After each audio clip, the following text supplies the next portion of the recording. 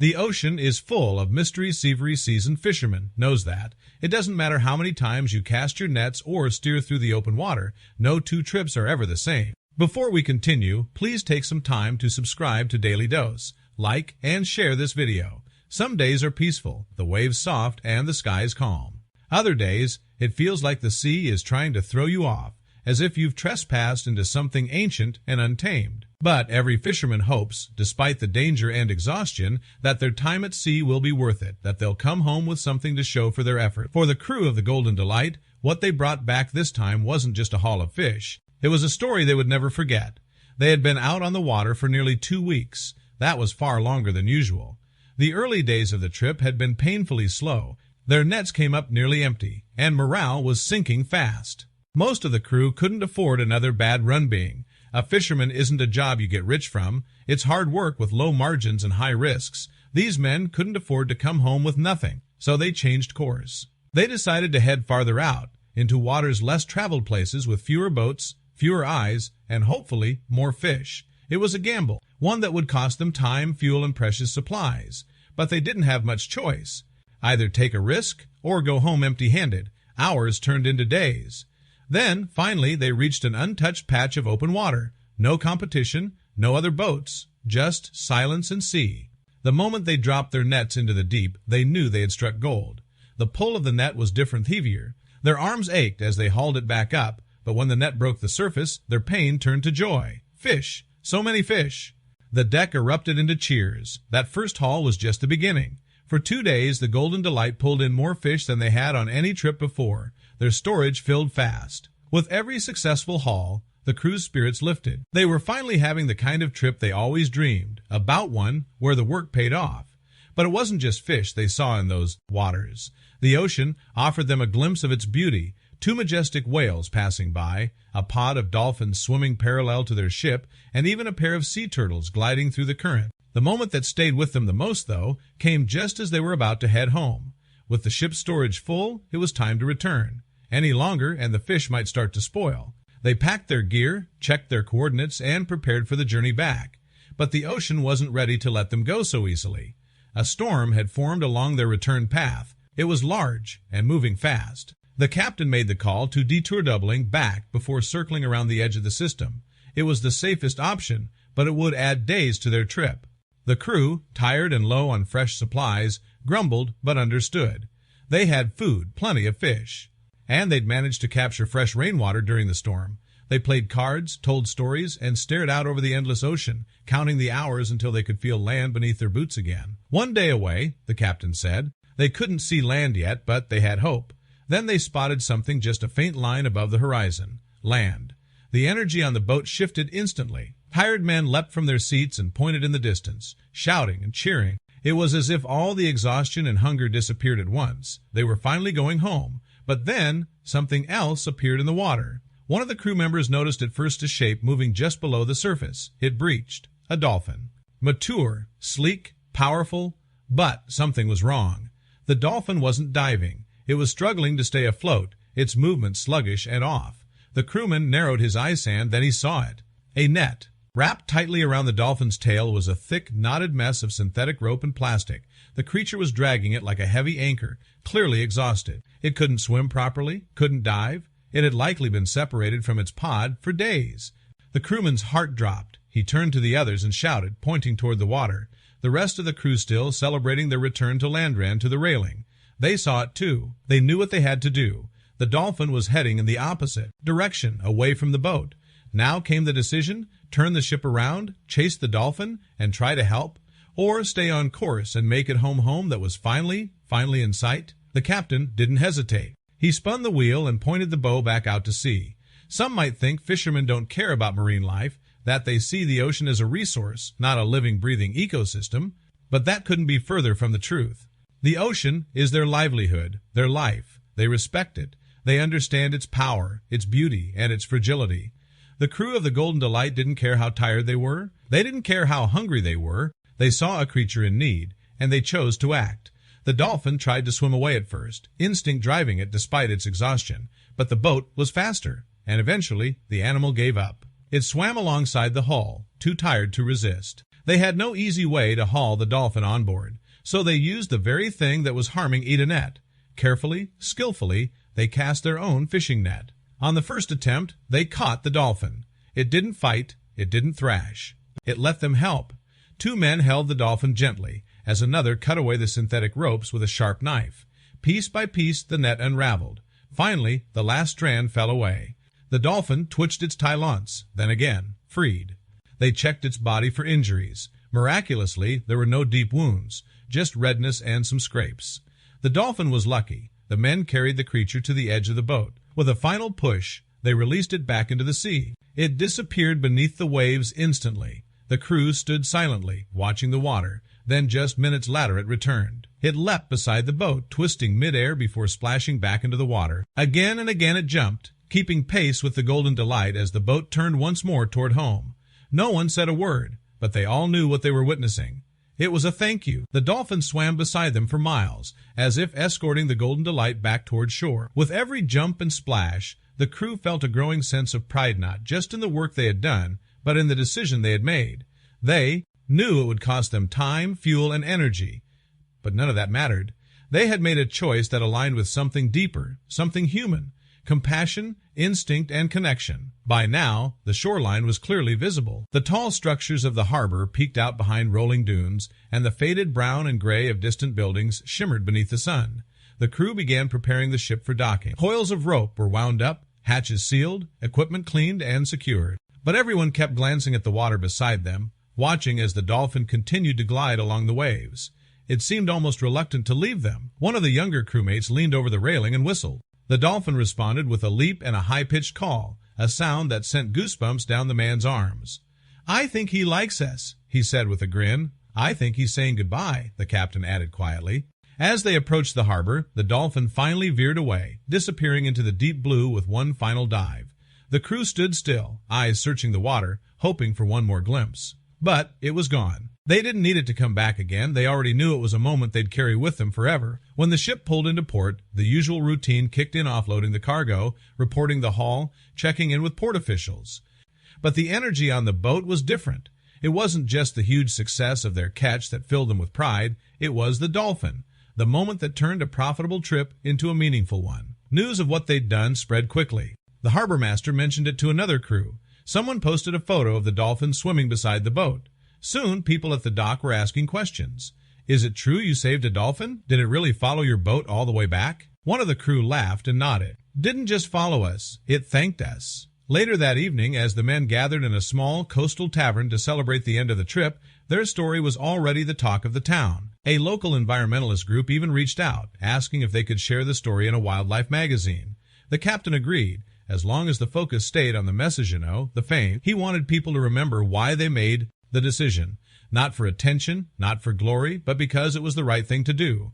Over the next few days, each member of the crew returned home to their families, tired but satisfied, rich in fish and in memory. They would each recount the dolphin tale 100 times around dinner tables, in local pubs, even at schools when their kids' teachers asked them to visit for show and tell. It became a part of them, a moment frozen in time. Weeks later, back at the dock, one of the crew members went out for a solo trip, just a quick fishing run to stay busy.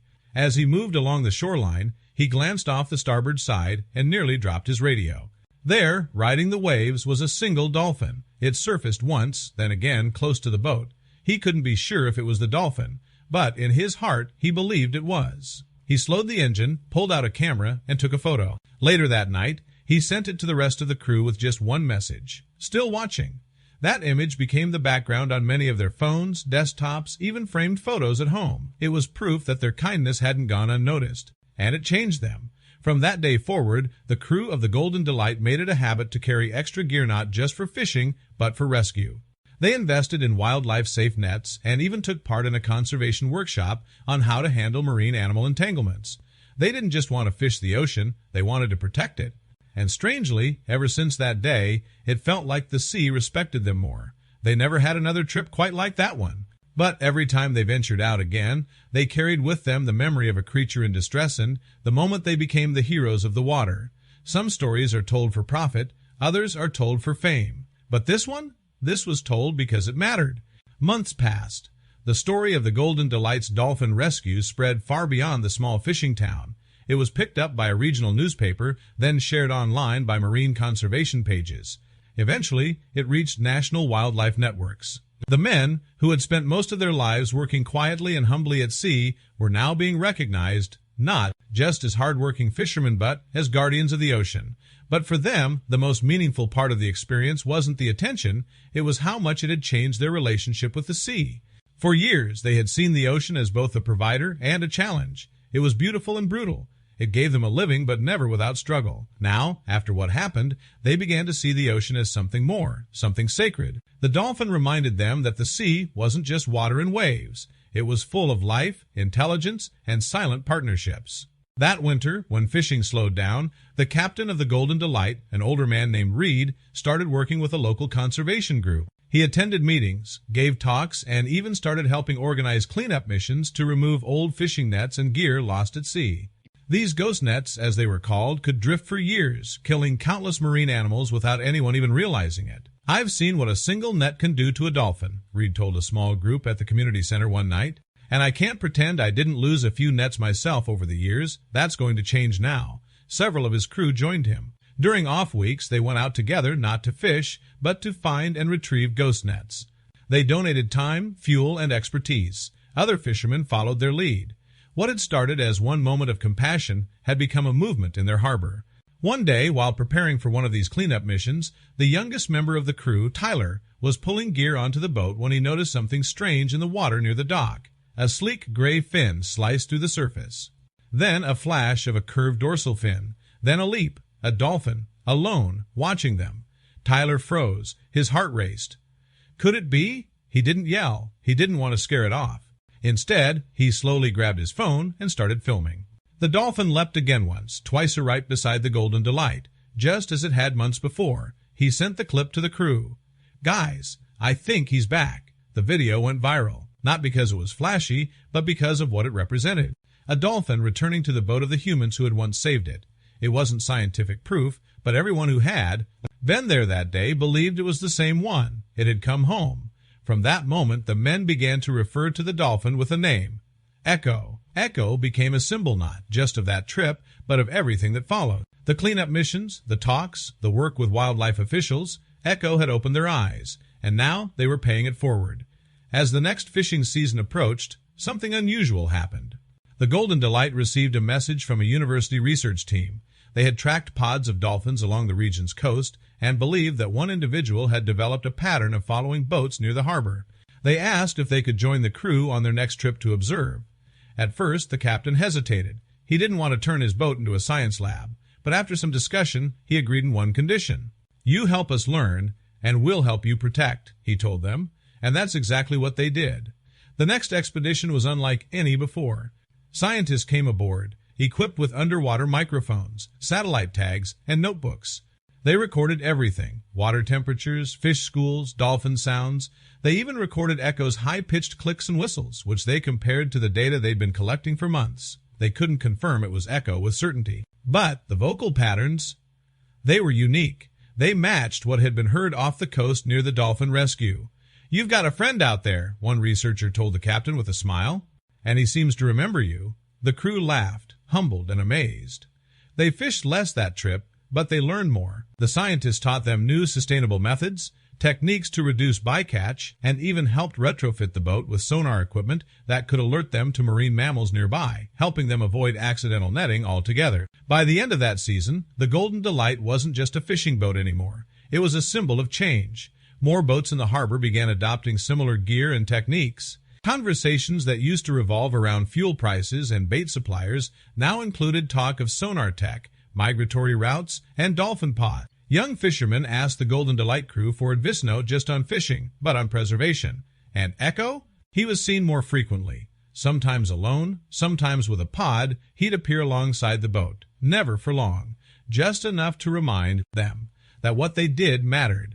That one act of compassion could ripple through the waves and return to you in ways you'd never expect. Years passed, but the story of the Golden Delight and Echo the dolphin never faded. It became part of the culture around the docks, retold to newcomers, shared with visiting researchers, even included in marine safety briefings for young fishermen just getting their sea legs. What began as a detour and a kind decision at sea had grown into a lasting legacy of change.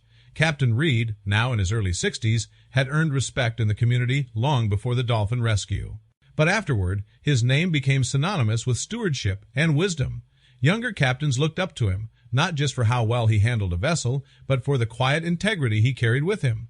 He had done something many others overlooked. He let his heart take the wheel when it mattered most. His ship was now equipped with state-of-the-art bycatch reduction tools, echo sounders calibrated to detect marine mammals, and biodegradable nets designed to break down if lost at sea. The boat still fished, still worked, still fed families. But it did so with care, with purpose. Tyler, the youngest crew member from the day they saved Echo, had grown into a confident, experienced sailor himself. He eventually earned his own captain's license and bought a small boat with a loan from the Fishermen's Co-op. And what did he name that boat? The Echo Tide. He painted the name in bold navy letters on the side, with a silver dolphin leaping through the curve of the sea. His first trip on the Echo Tide was emotional. Before setting out, he took a small silver bell from his family's workshop and mounted it to the deck. "For the one who showed us how to listen," he said aloud, his voice quiet in the wind.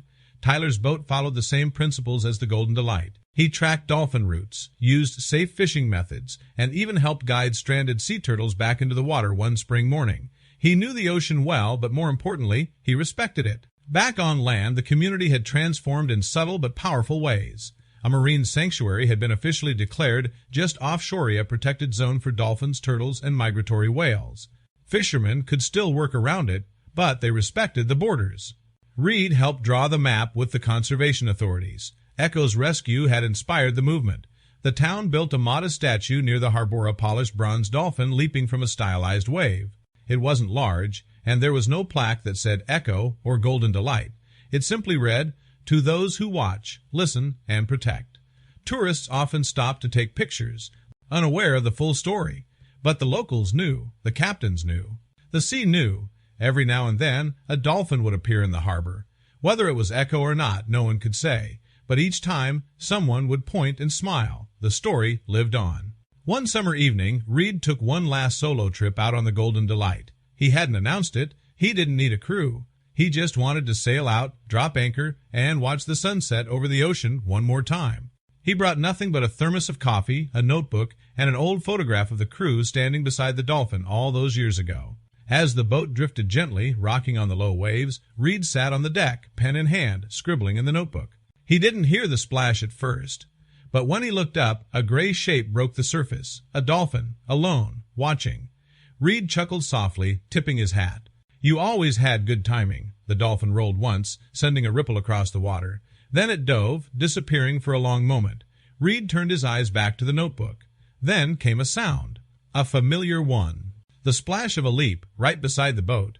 Reed smiled, setting the pen down. Still watching. He didn't need a photo. He didn't need proof. He had the memory, and that was more than enough. Back in the harbor, as the Golden Delight docked and the old captain stepped off the ramp, the bell on Tyler's Echo Tide rang softly in the breeze. The story had ended, but its echo would last forever.